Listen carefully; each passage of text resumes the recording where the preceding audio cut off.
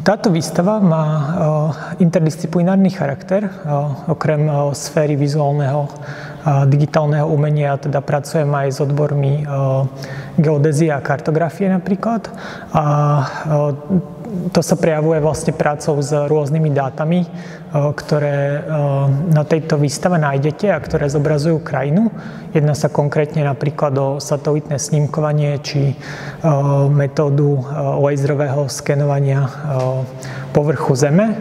A sú to vlastne nové spôsoby nášho nahliadania na krajinu, ktoré vlastne otvárajú nové perspektívy toho, ako krajinu môžeme vidieť a ktoré vlastne do príchodu týchto technológií neboli vôbec možné.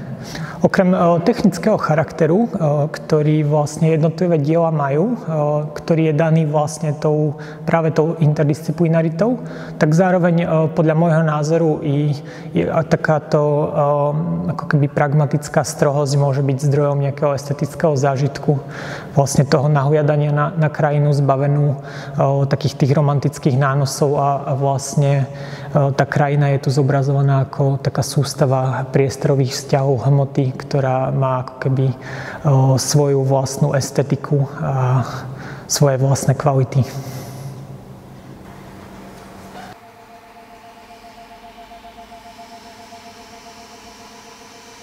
Zdrojom motivácie vlastne pre používanie týchto dát a tohto technického obrazu je taká dvojica faktorov, a teda môj častý pobyt v krajine a v prírode a zároveň moja záľuba v dátach, v mapách a všetkým tým, čo k tomu patrí.